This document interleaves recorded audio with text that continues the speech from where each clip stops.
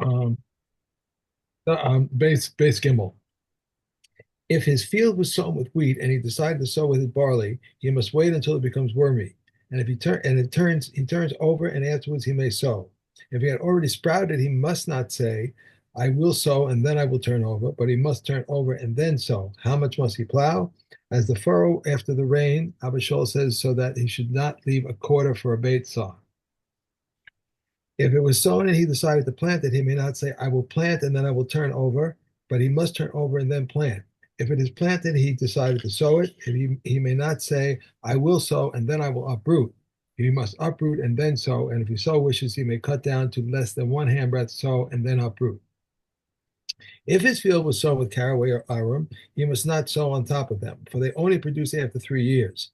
If some aftergrowth of isatis sprang up among grain, and likewise if several species sprang up in the area of the threshing floor, or among fenugreek diverse plants have grown up, he is not required to weed them out. If he weeded or cut them, he is told uproot all except one species. Okay. All right. So we've just been learning in these Mishnayos about people who want to change over their fields. Um, and now we're going to say what happens if he wants to have two types of species in his field. Okay, Harotzeh lasos sadeu meshar meshar mikol min. He wants to make a stripe of each kind of species. He wants to grow a variety of different species. Now, that's allowed, right? Because you're not actually planting the things together in the same hole or anything like that, right? But Chachamim wanted it to be clear that there's a separation between species. So. Beis Shammai אומרים שלושה תלמים של פסח. You have to have enough width between them for 3 mounds of so Patiach is which is the wide the wide mounds that you put when you're plowing to open up Mhm. to loosen the ground. Okay. וBeis Hillel אומרים Melo ol hasharoni. It's the width of a Sharonite yoke. How much to put on the oxen.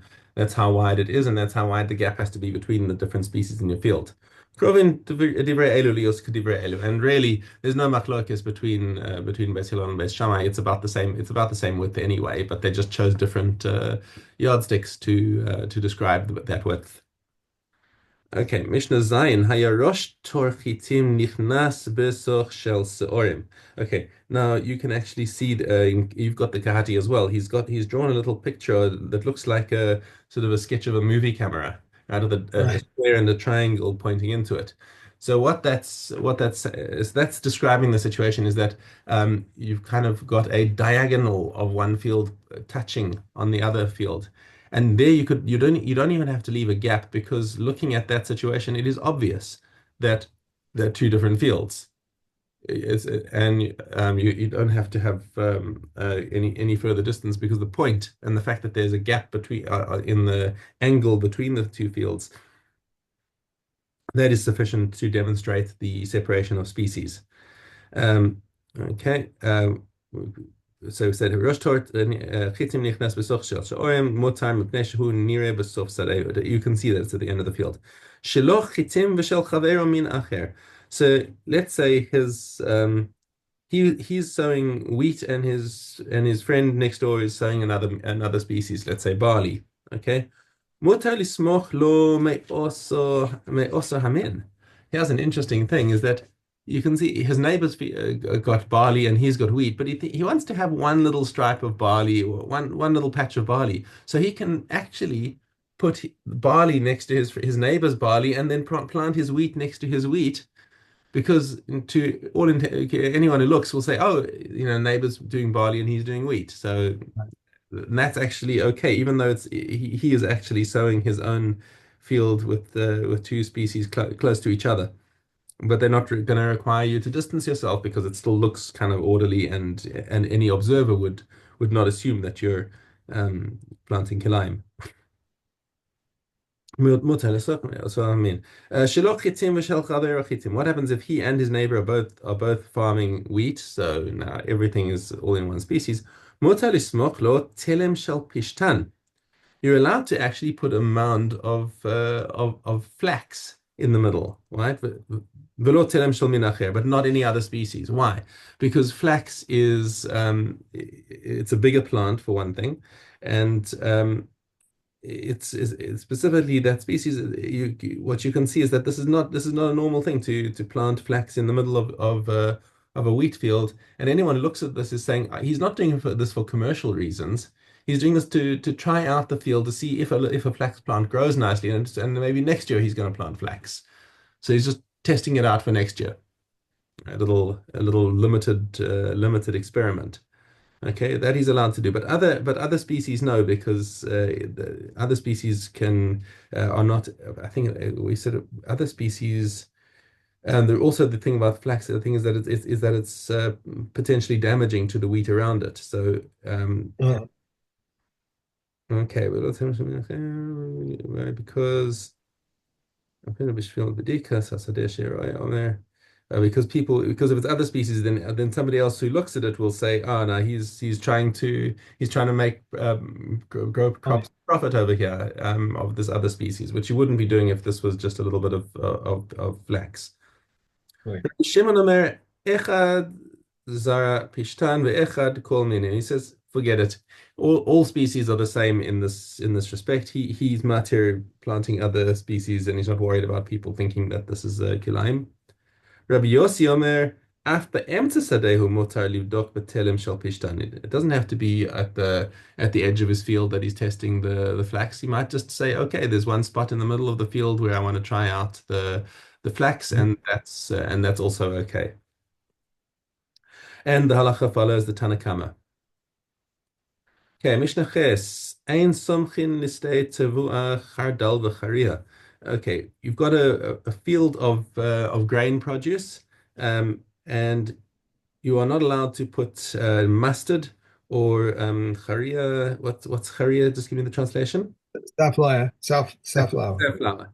Okay, so you're not allowed to put the mustard and the safflower there on the edge. Aval somchin listei yirakos chardal v'charia, but you are allowed to put mustard and safflower near a vegetable field. And I think this over here is because of the damage. Is that the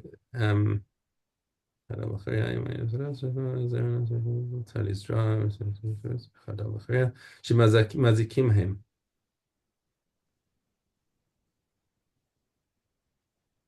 Oh, I see. Sorry, it's the other. It's because the chardal v'charia look like uh, they are normally sown in small patches anyway, and if you sow them next to your wheat, then people will say, oh look, he's doing kilayim over there because he's putting patches of mustard all around near the wheat. But if he does it near the vegetables, people are going to say, oh no, that he wouldn't be doing that for commercial reasons because that's going to damage his vegetables.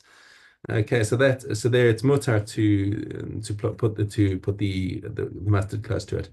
V'somech labor v'lanir v'lagafa v'laderech v'lagader shehu gavoa asra tfachim. So these are things that actually separate between the species. That any two different species, if you've got in between them um, a piece of unplowed field or a piece of plowed field or Gaffa is uh, come on, a Gaffa is um, There's a fallow field, a stone fence, a stone road, fence. or A stone fence. Thank you. You're right. A stone fence or a road or any kind of fence that is higher than 10 tvachim. These are mafsek. Just like I think we had a similar list of things when we were talking about paya. What separates between fields that you need to take different paya from each field. But here we also have it with Kilayim that you can have two different species on either side of this division because it's a clear and obvious division, and that's fine. Even a ditch that's only 4 tvachim wide, as long as it's 10 tvachim deep, okay. that's also a visible division between the fields. And a tree that where the canopy of the tree reaches the ground. That also divides between the crops. ולסלע הוא שהוא גבוה 10 ורחב 4. Even some rock, if there's some rock that is 10 tvachim high, that functions as a fence as well. Okay.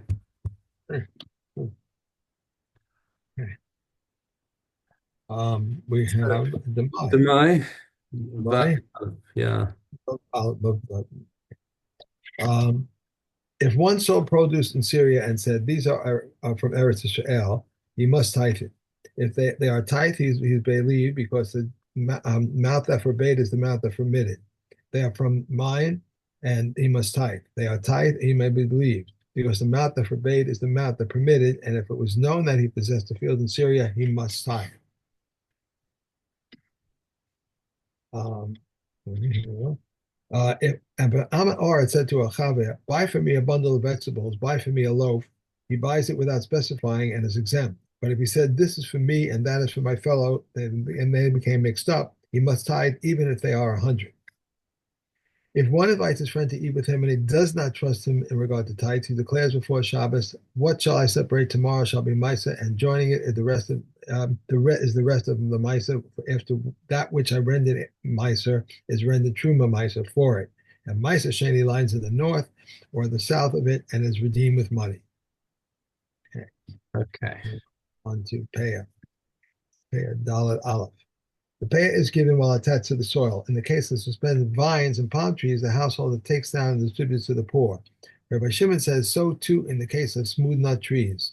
Even if 99 say to distribute and one says to snatch, this one they heed, for he spoke according to the law. In the case of suspended vines and the palm trees, it is not so. Even if 99 say to snatch and one says to distribute, this one they heed, for he spoke according to the law. And if a person took part in the payah, took part of the payah and cast it onto the rest, he has said nothing. If it fell upon it, he spread his cloak over it. They removed it from him, and the same applies to gleanings and forgotten sheaf. Okay. Okay, That's that. Nida. Nida. Okay. Vav Yudalit.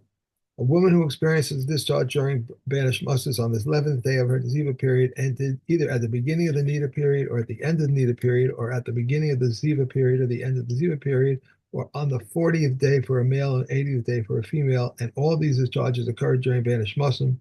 These women are confused. But Yeshua said, before you rectify the foolish ones, rectify the competent ones. If the blood of a nida and the flesh of a corpse convey tumah when they are moist, then they convey tumah when they are dry. But if a ziva emission, the phlegm of a zav, the saliva of a zav, a sheretz, an animal carcass, and semen convey tumah when they are moist. But they do not convey tumah when they are dry. But if they can be soaked in water and revert back to the way they were, they convey tumah when they are wet, and they convey tumah when they are dry. And for how long must they be soaked? In more water for 24 hours. Rabbi Yossi says regarding dry flesh of a corpse that cannot be soaked and revert back to what it was, it is tahor.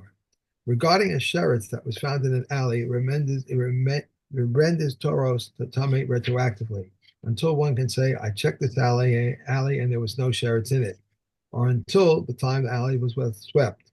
Similarly, with regard to a blood stain that was found on a tunic, it conveys tumah retroactively until the time about which one can say, I checked this tunic and it did not have blood stain on it, or until the time it was last laundered. It conveys tumah whether it is wet or dry, and Reb Shimon says one that is dry conveys tumah retroactively, but one that is wet conveys tumah retroactively only until the time it could be revert back to being wet. Okay. And Caleb. Yud Gimel Hetz. A comb for flax whose teeth were removed, but two remained in it is tame. But if one remained, it is tahor. And all of the teeth of themselves are tame. And a comb for wool whose teeth were removed, one from every two is tahor. If there remain three teeth in one place, it's tame. If the outermost teeth was one of them, it is tahor. If two teeth were removed from the comb and one made them into tweezers, they are tame. And if one tooth was removed and one prepared it for use with his lamp or for stretching, it is tame. What is the measure for damaged metal utensils? A bucket sufficient to draw water with it. a kettle sufficient to heat water with it, a boiler sufficient to hold sailors, a stew pot sufficient to hold ladles, and ladles sufficient to hold pet, perotus. Brutus. Wine measure perotus. Wine measures are calculated with wine, and oil measures are calculated with oil. Eliezer says all of them are calculated with perutos, and Reb Kiva says a utensil that lacks a cover is tame, but a utensil lacking hammering is kahu.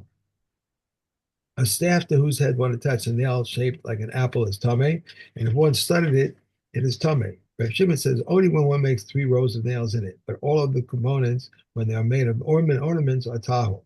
If one attaches a tube to the head of the staff, and the same applies to a door, it is tahor.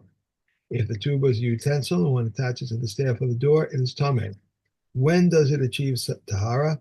Beit Shammai says when one destroys it. Beit Hillel says when one attaches it. Okay, Mm-hmm. on to Sanhedrin. Hadrian. Okay, Gimel Hay. A friend and an enemy. A friend is one's groomsman. An enemy is one who does not speak to him for 3 days out of enmity. They said to him, the Jewish people are not suspected of this. How do they examine the witnesses? They bring them in and admonish them. Then they send everyone out and retain the most prominent of them. And they say to him, state how you know that this one owes that one. He said, if he told me I owe him, and so told me that he owes him. He has said nothing until he says he admitted to him before us that he owes him 200 zuz. Afterwards, they bring in the second one, examine him. If their words are found to coincide, they take up the matter. If 2 vote not liable and 1 votes liable, he is not liable. If 2 vote liable, 1 votes not liable, he is liable. If 1 votes not liable and 1 votes liable, or even if 2 exonerate or 2 obligate, and 1 says, I do not know, they add more judges. When they conclude the matter, they bring them in. The head judge says, so and so, you are not liable, and so you are liable. From where do you know that when of the judges leaves the court, he should not say, I exonerated and my colleagues are obligated, but what could I do since my colleagues outnumbered me? Concerning this, it is stated, you shall not go among the enemies among your people bearing tales, and it is stated, one who bears tales reveals secrets. Whenever he brings Oh, proof, he that's it. brings over. We're done. Oh, is it? Okay, all right. And so, Sukkah. okay, okay. If one hung walls from the top downward, if the height from the ground is 3 tefachim, it is invalid. From the bottom upwards, it is then extended to a height of 10 tefachim. It is valid. Rabbi Yossi says, just as from the bottom upwards 10 tefachim high, from the top downward 10 tefachim, if one remove the sukkah covering 3 tefachim away from the walls, it's invalid. If a house diminished and one covered over it, if there are 4 cubits between the walls and the sukkah covering, it's invalid. And the same applies to a yard surrounded by exedra. A large sukkah, which is surrounded by an unfit sukkah covering, if there are beneath it 4 cubits, it's invalid. If someone made a sukkah like a cone-shaped hut or leaned against the wall, Reb Eliezer declares it invalid because it has no roof, but the sages declare it valid. A large reed mat, if made to lie on, is susceptible to ritual defilement and not acceptable as sukkah roofing. If to cover one may cover it, if to cover one may cover with it, and it is not susceptible to ritual defilement. Reb Eliezer says whether the mat is large or small, if made to lie on, it is susceptible to ritual defilement and is not fit for sukkah covering. If, however, marked for sukkah covering, one may cover it with it, and it not be acceptable for ritual defilement. Okay. Okay. And we're done. By the way, where are you staying in a lot? A hotel?